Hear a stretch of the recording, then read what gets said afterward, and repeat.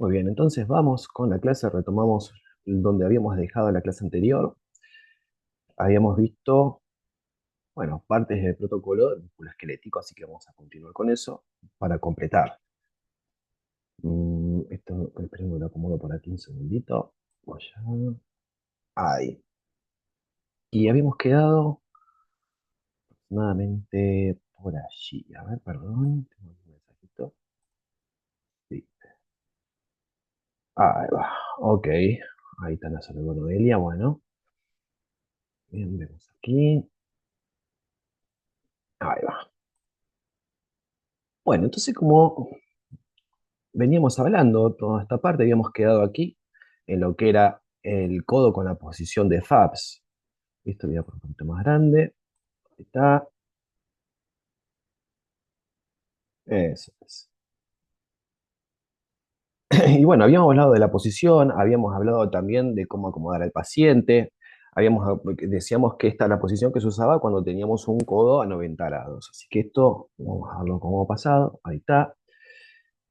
Algunas cuestiones así de consideraciones como para poder ir mirando, ¿no es cierto? Cuando hablábamos de estas lesiones ocultas que vemos y cómo nos podemos llegar a encontrar con estas cosas. ¿Ves? Cuando, por ejemplo, hablábamos de los trazos de fractura, cómo en esta secuencia del STIR nos está mostrando el edema que hay. Por ejemplo, apenas en este caso veríamos una tomografía en una reconstrucción aquí coronal, parte, digamos, de lo que es un trazo de fractura. Esta rodilla puede decir que está bastante, como decirlo, blanquita, pero bueno, como para tener un ejemplo. Lo que veíamos de este lado también, en estos dos, de este tobillo, que es lo que vamos a seguir, bueno, en realidad es tobillo y pie, fracturas por estrés también pasan desapercibidas a cualquier tipo, digamos, de rayos X. Esto no se ve. También tenemos un paciente pediátrico, aquí vemos los cartílagos de conjunción por un lado y por el otro. Vestir siempre ahí mostrando lo que es la lesión. Esto, toque de fracturas ocultas, es muy, muy importante. Es justamente una de las cualidades que tiene la resonancia magnética, justamente para ver esto.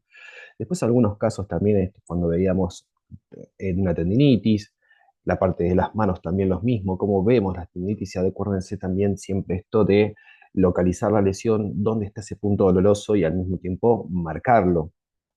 Pues acá tenemos un caso particular que esto se lo voy a comentar ahora para ya ahondar en esto. Muchas veces recibimos indicaciones de lo que es el tendón de Aquiles. Tenemos que estudiar el tendón de Aquiles. En este caso lo vemos que viene, como decir, bien hipointenso, ¿no es cierto? Como normal, pero ya empezamos a ver que empieza a ver como que se engrosa ese tendón. El tendón lo veríamos bien delgadito, negro, y que sigue toda la línea, pero acá vemos cambios en la señal. Entonces, una buena forma para estudiar el tendón de Aquiles es justamente con, esas, esa, con esta cuestión de que nos entre lo más, vamos a decirlo, lo más hacia arriba posible. Tenemos que entrar desde la inserción distal hacia arriba. El tendón, claro, comienza a hacerse como fascículos, entonces tenemos que llegar hasta más o menos como que sería mitad por ahí de la tibia, un poquito más arriba. Ya más no, porque no vamos a tener señal, vamos a tener que usar otra bobina, vamos a tener que hacer diferentes cuestiones que, bueno, van acorde a lo que es la técnica, ¿no es cierto?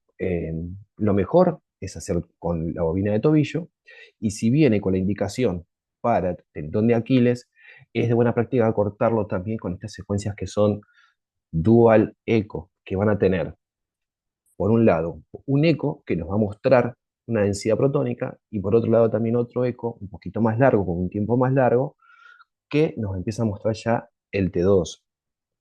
Esto que decimos vamos a verlo bien cuando hagamos lo que es el diagrama de las secuencias, cuando empecemos a ver cómo están diseñadas las secuencias acorde a los tiempos.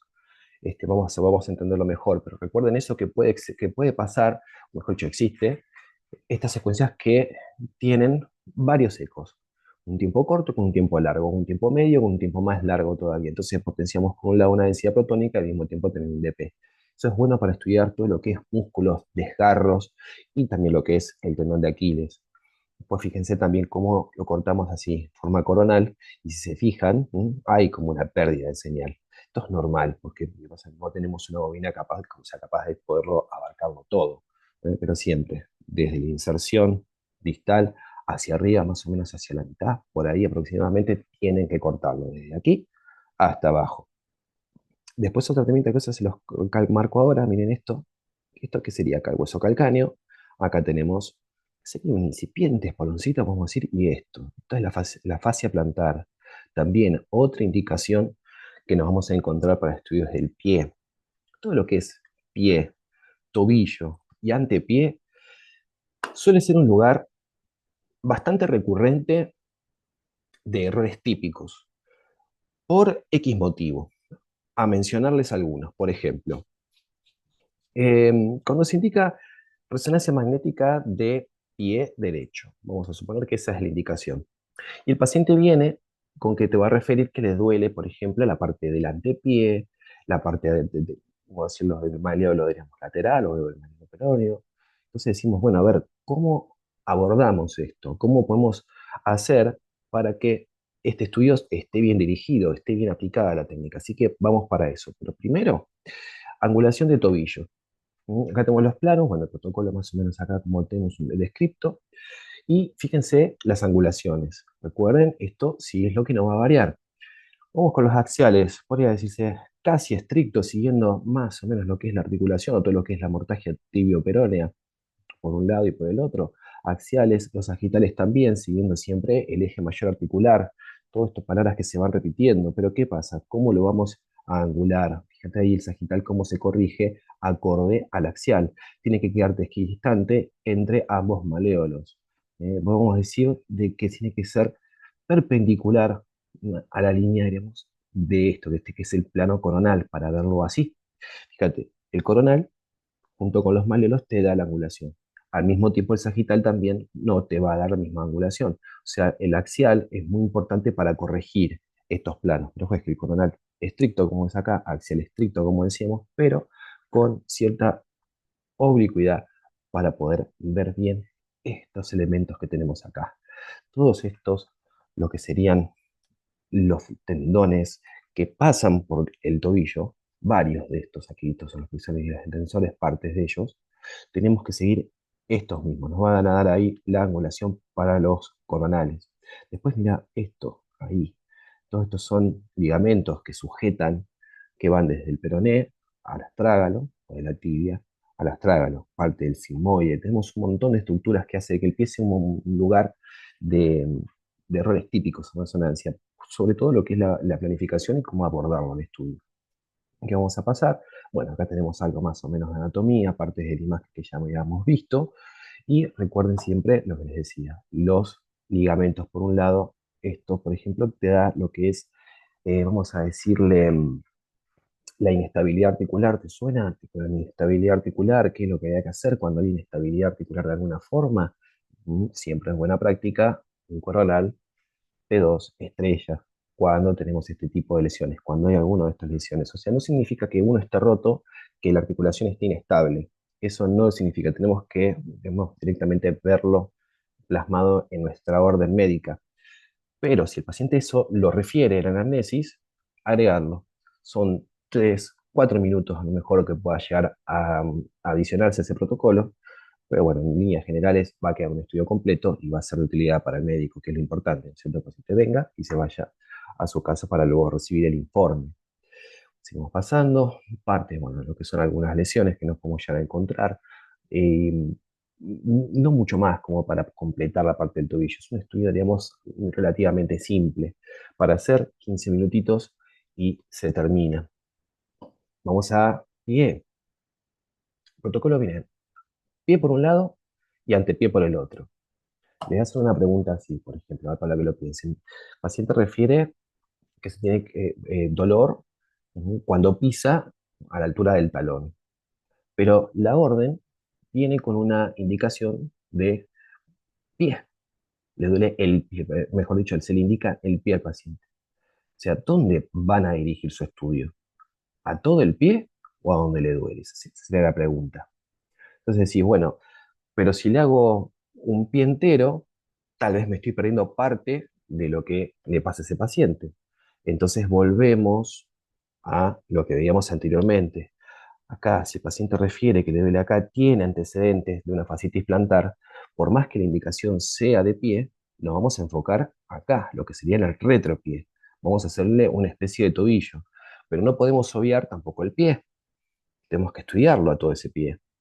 Entonces, una de las buenas, como decir, una buena práctica es incluir dos cortes, o mejor dicho, dos secuencias en planos, ya sea STIR o T1, a todo el pie, y después abarcar la zona en la cual está haciendo la referencia o el motivo de la orden. Esa es una forma, por ejemplo, de abordar bien el estudio. Completar un pie como para tener una panorámica entera de ese pie y después irte a donde tiene, en este caso, la patología. La fascia plantar tiene esta cuestión de que comienza, se inserta todo ahí en como es en el calcáneo, comienza a discurrir y al mismo tiempo se empieza a dividir, o sea, se digitaliza. Entonces hay parte de lo que estaríamos viendo acá que mínimamente tendrías que llegar ahí, aproximadamente ahí, a la parte, digamos, de los metatarsianos. Tendrías que incluirlo, si no estaría mal hecho ese estudio. El sitio donde se asienta la lesión va a ser en el calcáneo. Ni hablar que va a ser ahí, espolón calcáneo, con todo lo que es, vamos a decir, cambios inflamatorios producto de lo que le está pasando a ese paciente, ¿no es cierto? Pero la indicación médica también impone que tengamos que mostrar todo ese pie. Ahora, por ejemplo, el paciente nos dice que le duele la parte anterior, le duele aquí adelante, le duelen los metatarsianos, le duele parte cuando pisa en el dedo gordo, en el hallux, también otro punto de indicación de estudios, a veces directamente indican hallux, derecho, izquierdo, decís, bueno, ¿qué le hacemos acá? Le vas a hacer un antepié, ahí vas a dirigir el estudio, pero si la orden te viene como pie, también mostras todo el pie entero y después te vas a lo que es el antepié. Entonces, protocolos por un lado, por el otro. En esto lo vas a encontrar como eje corto o eje largo, que es una buena forma de describirlo. De acuerdo a la posición anatómica puede haber confusiones, porque dice que no, porque esto sería el axial, pero este sería el coronal. Bla, bla, para no confundirnos con eso, eje corto y eje largo del pie, corto obviamente y largo, y comparativos, uno por el otro. Fíjate cómo, en este caso, el eje largo va a darte la angulación segundo y tercer metatarsiano. Estos dos huesitos son los que te van a dar la angulación y ahí va a discurrir. Fíjate ahí también cómo discurre el corte para hacer un eje largo, vemos correcto. Y después, el eje corto, como ves, que seríamos como una especie de axial, estaríamos viendo aquí y aquí, siempre hay apuntado a los metatarsianos. Esto suele ser, como les decía, un motivo de errores, de errores frecuentes que tenemos en el pie a la hora de aplicar el protocolo. Fíjate este caso. Mm, ¿Qué hicimos acá? Todo un pie entero, un steer, bien buchón, ahí te muestra que acá está pasando algo. Este paciente me acuerdo que increíblemente vino caminando, o sea, no tenía nada en el pie, como si nada, vino, no caminaba normal, no, sí, es que me duele acá la parte de adelante del pie, ok, ¿y qué le pasó? Sí, resulta que estaba, bueno, ahí tenía como una especie de discusión o algo así, le pegó una patada a algo y crack, los dos, se le fueron los dos metatarsianos como ven aquí, ya parte del hueso como medio soldado al mismo tiempo. Pero bueno, esto ilustra bien esto que decíamos, mostrar todo el pie cuando viene así la orden, que le está diciendo de pie derecho a pie izquierdo, pero el asiento de la lesión está acá. Entonces, ahí es donde vas a cortar. Siempre, imágenes comparativas. Fracturas por estrés también, estas otras cosas que también se puede llegar a pasar. O sea, por pacientes que tienen, sobre todo añosos, que también se fracturan los metatarsianos por cuestiones de fracturas de estrés. Vamos a seguir acá, algunos asientos de lo que es ya pierna. Tenemos también otro punto que podemos decir, tanto pierna como muslo, es el mismo protocolo, vamos a usar de la misma manera. De la posición, piernas bien juntas, siempre tratar de que haya una separación entre ellas, o sea, poner algo acá que separe una de las piernas de la otra, tratar de evitar puntos de contacto. Eso es una de las formas también de buena práctica para evitar que el paciente se nos pueda llegar a quemar en resonancia. Entonces tratar de separar un poquito, pero al mismo tiempo juntarlas y asimismo poner algo que separe una de la otra. Em, Fíjate cómo se hacen. Primero, las dos piernas se sacan, ya sea en la indicación derecha o izquierda, ambos coronales muestran las piernas. Lo mismo va a pasar para los muslos, como le decía. Y después, si está referido hacia pierna izquierda o hacia pierna derecha, perdón, hacia derecha o izquierda, ahí te vas a enfocar recién con el paquete de axial. T1, STIR, también puede ser un T2 si hay un desgarro. Si el paciente viene con desgarro, podemos hacer eso. Profe, la bobina, ¿con qué bobina hacemos la pierna? En general, la bobina que se va a utilizar va a ser una de superficie que va a ser la misma para el abdomen, para la pelvis. Eh, no hay, digamos, una exclusiva para las piernas, ¿sí? Pero vas a usar una bobina que son tipos mantas grandes que tienen ese tamaño, ¿no? Y que vas a hacer la misma que vas a utilizar para abdomen o para pelvis, cualquiera de las dos. Em, También hay otra parte que algunos resonadores cuentan con que la camilla también es parte de una bobina. Entonces vas a tener siempre señal posterior. Eso no te va a faltar. Pero la parte de adelante, vas a usar esa misma bobina. Bobinas de superficie, que son como multiusos, vamos a decir. Por ejemplo, también pasa que para estudiar algunas regiones, vamos a decir, queremos sacar todo un brazo, por ejemplo, o la parte de la articulación. Bueno, como sea, también usamos ese tipo de bobinas. Son bobinas de superficie grandes, que nos da una buena señal y un buen campo, obviamente, para poder estudiar así estructuras de este tamaño, ¿no? Entonces, como les decíamos, si la indicación viene derecha o izquierda, siempre sacas coronal a ambas piernas y después te enfocas en cualquiera de ellas. Angulación, no mucho secreto, estricto, estricto, siguiendo siempre los ejes mayores de los huesos. Seguimos pasando, esto también aplica para muslo, lo mismo. Acá tenemos un desgarrito, ¿verdad? Mostrado ahí. El coronal tenemos de ambos muslos, como decíamos anteriormente, y después tac, te enfocas ahí, a donde tiene el problema, mira, y parte, digamos, del cuádriceps. Dice, cuando hablábamos, de acuerdo, de que las distensiones o fibras musculares, desgarros y tipos se clasifican de la misma manera, vamos a encontrar la que se clasifican iguales. Y lo otro también es que decíamos que los músculos tienen esa separación, esas fascias entre sí. Fíjate cómo en este caso más o menos se pierde un poco, pero al mismo tiempo como te lo demarca muy bien el músculo. Donde está el desgarro. Parte de aquí arriba para hacer lo que sería ya como parte del hueso de la pelvis, ¿no es cierto? Hasta aquí, y después todo el muslo. Y fíjate cómo el edema discurre entre esas fascias. Entonces, este protocolo va a necesitar de un T2, un axial T2, además de este. Esto es una densidad protónica por un lado y por este otro lado tenemos un STIR. Ambos y después al sitio de la lesión. Vamos pasando, acá tenemos, bueno, este caso es tremendo. Esto es lo que les decía, fíjense, este es un T2 que ven acá. ¿Mm? Acá parte de lo que es el isquiotibial, fíjate acá. Las isquiones ahí, hermoso, como viene el tendoncito ahí. Pero ¿qué pasa acá? No lo tiene, se voló. Si lo ves acá, lo ves todo replegado y envuelto, además todo edematizado. Y además también tiene una particularidad, que esto que viene acá ya empieza a ser parte de un trayecto nervioso.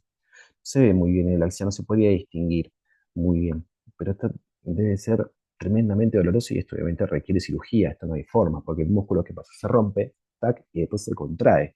Entonces hay que sacar y volverlo, digamos, como a sujetar, a hacer lo que se llama un anclaje de ese músculo.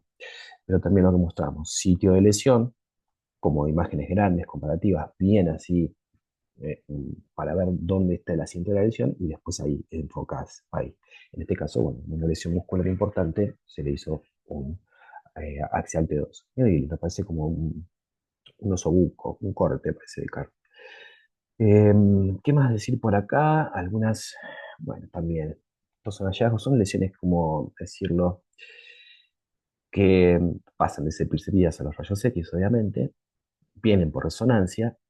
Y este caso de los pacientes te refieren que les duele toda la pierna. Dicen, tengo un dolor todo acá arriba.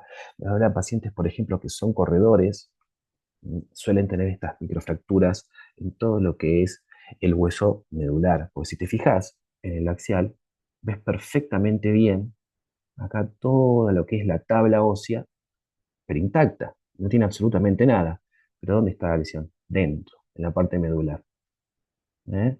Esto también, una de las características propias de la resonancia magnética, la caracterización tisular, muestra eso. ¿Qué se hizo en este caso? Se cortó ambas. ¿no? Ambas piernas. ¿Por qué se cortó ambas piernas? Porque hay en los dos lugares tenemos lesión. Entonces, son a toda la pierna, todo ese paquetito axial. ¿Y dónde vas a cortar? ¿Hasta dónde? Obviamente, hasta arriba, parte que entre bien, toda la tibia hacia abajo, mínimo, hasta la parte del tobillo, o sea, lo que es la articulación, o mejor dicho, la mortaja tibia astragalina.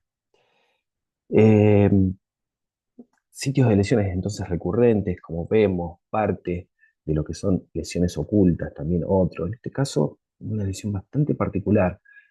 Eh, Misma forma, fíjate, ambos muslos. ¿Y dónde está la lesión?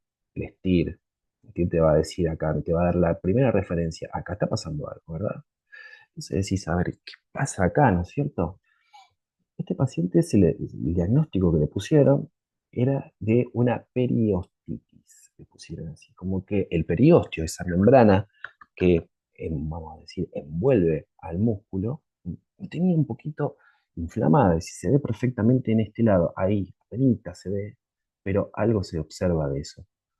Aquí y ahí parte de los cambios, ¿no? La tabla bien, no se aprecia fractura, pero ahí tenés la lesión. Entonces se corta y después se enfoca al estudio como veníamos haciendo. Entonces, como decíamos, en la resonancia magnética, este tipo de lesiones no se les escapa. ¿Qué más? Listo, ya cortamos por acá. Seguimos con osteo, vamos a seguir, pero ya como un poquito más profundo también. Porque vamos a empezar a ver también pelvis de alta resolución. Si ya metemos todo pelvis ahí junto. Vamos a presentar acá esta otra. Bien. Y seguimos. Acá. Ahí está, me imagino que ya están viendo bien. Perfecto, vamos a poner un poquito más grande también. Ahí va. Bueno, vamos entonces. Esto se lo quería mostrar, porque lo puse como una imagen de referencia que es muy interesante. Cómo se ve. ¿Qué es lo que están viendo acá? Digamos? Es un axial de pelvis, ¿no es cierto? Pero ¿qué pasa? Este estudio está enfocado directamente a lo que es la cavidad, ¿no es cierto? Estamos viendo de una pelvis femenina.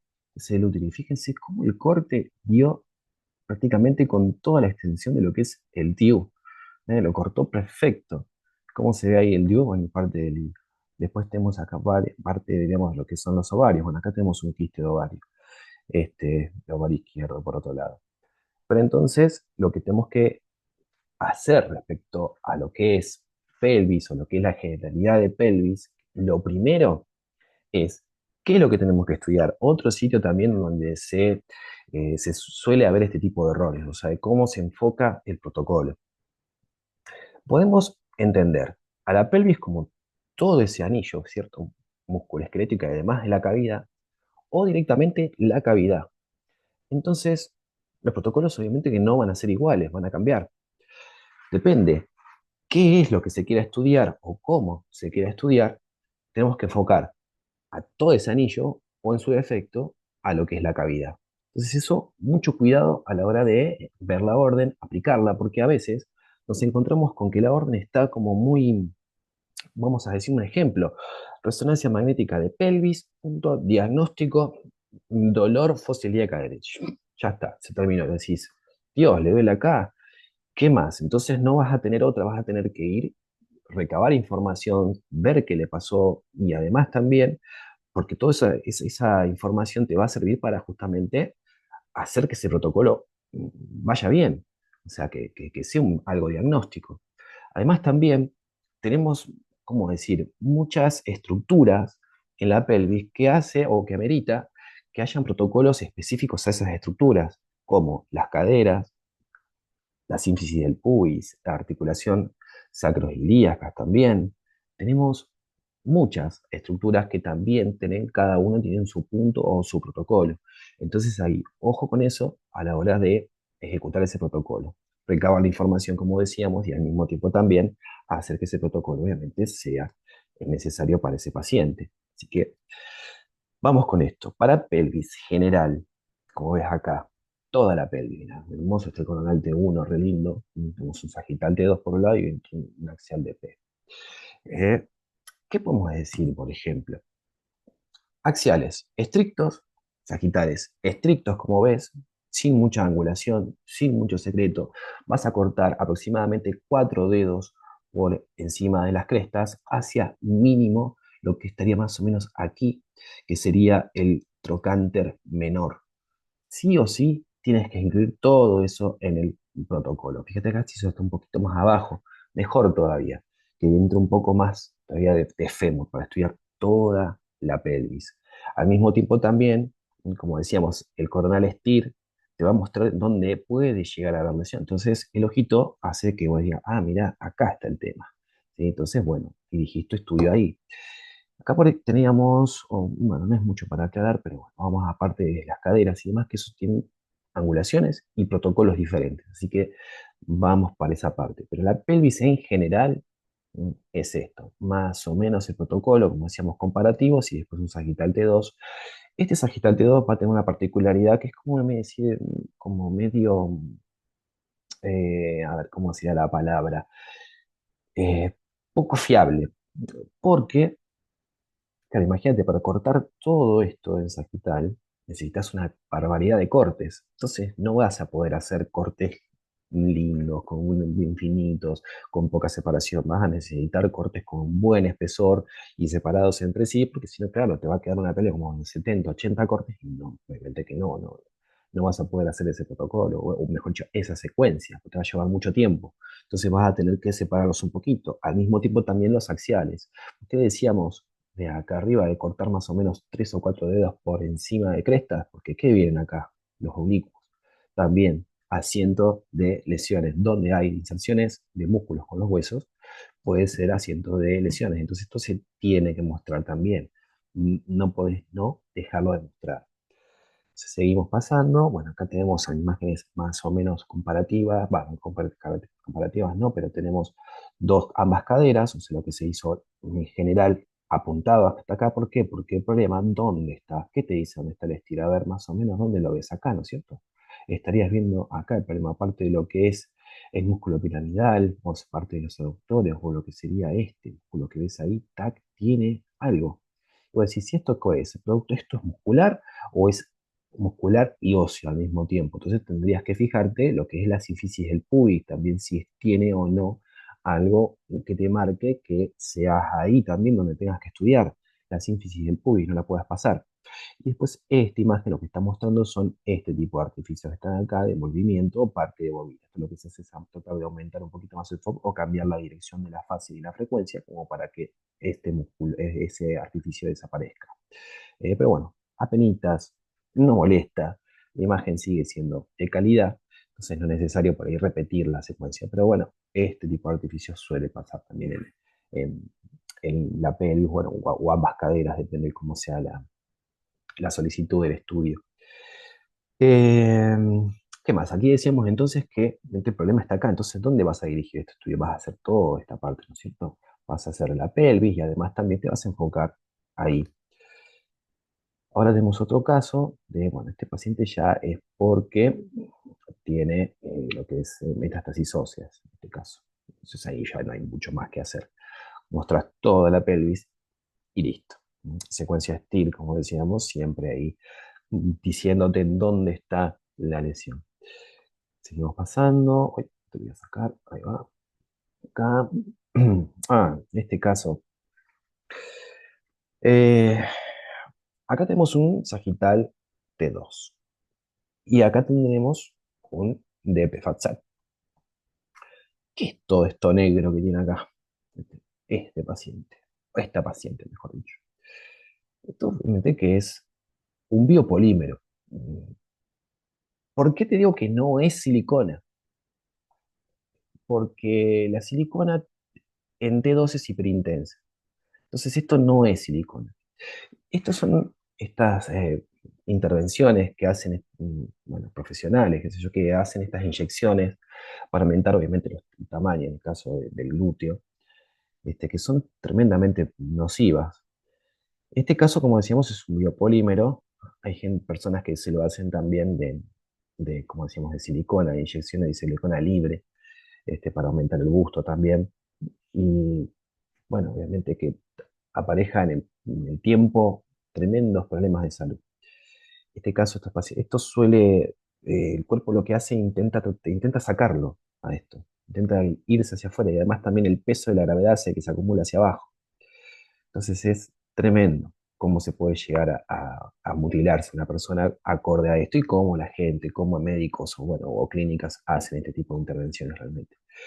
Pero fíjense cómo cambia, ¿no? Todo lo que es el tenor muscular, ¿no es cierto? Está todo lleno ahí de, como de cosas, ni hablar de este corte. Todo te lo demuestra bárbaro y justamente lo que se ve es que no es silicona. Cuando hagamos protocolos mamarios, ahí vamos a ver cómo se ve la silicona libre, ¿no? Y que vas a ver que tiene señal en el T2. No se ve de esta forma. ¿No? Así que eso para la próxima, que vamos a ver mama. Así que vamos a seguir. Este caso también, otro caso en particular bastante, ¿cómo decirlo?, complicado. Paciente pediátrico, como ves. Y fíjate, todos los músculos, todos llenos de edema, todas las fibras musculares separadas entre sí. ¿Eh? Tampoco, no tenés mucho más que hacer acá. Haces el protocolo y suficiente. Una mención. Para lo anterior, existe una secuencia que se llama silicona, solo silicona, que justamente te puede llegar a demostrar si esto que estarías viendo, en este caso, que ya sabemos que no, pero bueno, en el caso que tengas algo similar, puedas hacer esa secuencia que lo que hace es saturarte absolutamente todo y dejarte, en el caso, la silicona. Tienen como es como un STIR con dos pulsos de saturación. Recuerda eso que puede llegar a servirte a la hora de decir qué se puso la paciente. Hay una secuencia de silicona que la puedes encontrar en los protocolos mamarios, aplicarla para que puedas mostrar qué pasó ahí. Seguimos con este caso. Son estas enfermedades, digamos, degenerativas en pacientes pediátricos, así que mucho más aquí no puedes hacer. Pero este caso es muy impresionante por cómo tenía los músculos y esa debilidad muscular que refería ese paciente. Prácticamente no se podía mover. Seguir pasando, vamos para caderas. Acá llegamos ya a, como decimos, uno de los primeros asientos, digamos, importantes de la pelvis, o de lo que es el anillo, o ambas caderas también, qué forma de decirlo. Lo primero, cortes. Axiales, fíjate en este caso, axiales estrictos, ¿m? Pero ¿qué pasa acá? ¿Y este por qué está así? Ahí, que sería también un axial. Este está así porque en este caso no queremos estudiar lo que es el labrum. Para estudiar el labrum necesitas que el axial tenga de esta forma. ¿Por qué se hace de esta forma? Es ¿cómo decirlo?, la mejor vista para poder sacar a todo lo que es este eje. Entonces te va a mostrar perfectamente bien el labrum, cómo envuelve la cabeza. Lo mismo que veíamos en el hombro, pasa en la cadera. Acá tenemos lo que es la ceja, cotiloidea, y lo que es el labrum, que es ese, vamos a decir, anillo fibroso que hace que se expanda un poquito más la cavidad y al mismo tiempo la sujeta con todos los ligamentos, el isquio femoral o el ilio femoral también, cualquiera de esos dos. Entonces, lo primero es esto, es saber por qué te viene ese paciente. ¿Te viene por trochanteritis? Ok, bueno, los cortes son estrictos. Si te viene por problemas en el labrum, que lo puedes llegar a ver eso en la orden, o lo podés ver vos ahí directamente en la consola, que ves parte del labrum con cambios de señal, los cortes axiales van a discurrir así. Los sagitales pasa exactamente lo mismo. Sagitales estrictos por un lado cuando no tenés que estudiar el labrum, pero si tenés que estudiar el labrum, fíjate cómo se angula parte de ceja y ceja para poder sacarlos, como decir, de la forma más coronal posible.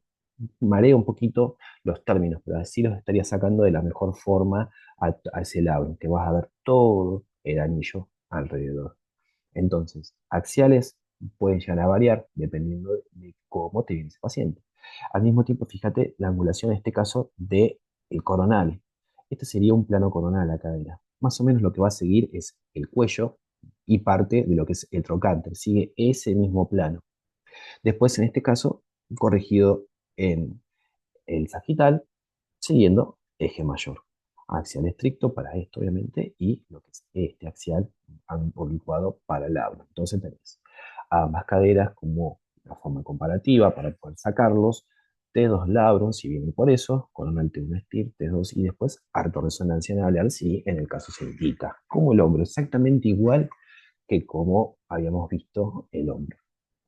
Parte de lo mismo que veníamos diciendo, de cómo vas a ver y cómo tenés que angular los cortes acorde al estudio, ¿no es cierto?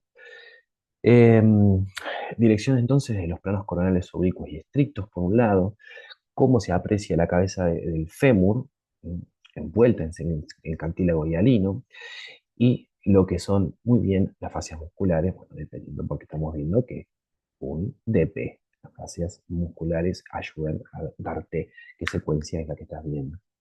Entonces, angulación por un lado, cuando son estrictos o no, ¿no? Cuando es por labro o no, cómo cambian, digamos, qué cambios puedes llegar a encontrarte, y al mismo tiempo también las correcciones de los planos. ¿Sí? Seguimos pasando, y aquí las diferencias. Cuando las cortas estricta, lo ves así, ves bien redondita la cabeza. Pero cuando lo cortas angulado, querés justamente esto, que se vea todo el discurso, todo lo que es el fémur sería, ¿no es cierto? Como discurre parte de los trocantes y demás, y el labro. Fundamental esto para ese estudio. Entonces, diagnósticos presuntivos pueden ayudarnos a la planificación del estudio, muy importante. Si no lo tenés claro, recabar esa información. Y si tenés que estudiar el labrum, ¿qué secuencia vas a hacer? Axial T12, vas a agregar esa secuencia. Entonces, diferencias entre uno y el otro. ¿Cuál vas a utilizar? Y fíjate que lo que te decía anteriormente, fíjate este plano como sigue ahí. ¿Cierto? Vas a buscar que todo este eje te entre en un coronal. Entonces ves muy bien el coronal, el huesito lo ves, como decir, en su totalidad. Lo ves entero. Entonces vas a necesitar angularlo un poquito, más o menos de lo que es el trocánter hacia la cabeza. Por eso va a seguir esta angulación del coronal. ¿Mm? Seguimos pasando. Esto es lo que te decía, mira cómo se ve ahí. Hermoso se ve lo que es el labrum. Un lado y del otro. Acá y acá. Después a este paciente, ¿qué es esto? Es una altorresonancia, ¿no es cierto? Ves todo saturado, ves hiperintenso, el contraste, obviamente, expandió la cavidad, ¿sí? Y tenés justamente esta lesión acá, ¿ves? Ahí todo lo que es el ligamento iliofemoral está todo como chamuscado, ¿no es cierto? Está todo medio roto, por decirlo. Em, ¿Qué más? Acá tenemos otro, también otro ligamento, que es el ligamento redondo, que va hacia adentro. Ese centro tampoco no es como demasiado de interés, pero el largo, sí. Los mismos parámetros ¿cómo decir?, ejecución de los cortes cuando hacíamos artoresonancia. Disminuís el espesor de corte, disminuís la separación entre sí para lo que son todas esas secuencias T1 saturadas con la inyección de gadolinio intraarticular. Bueno, voy a cortar aquí, seguimos unos 5 o 10 minutos luego, hacemos grabación y continuamos con lo que queda. Desconecto ahí y acá.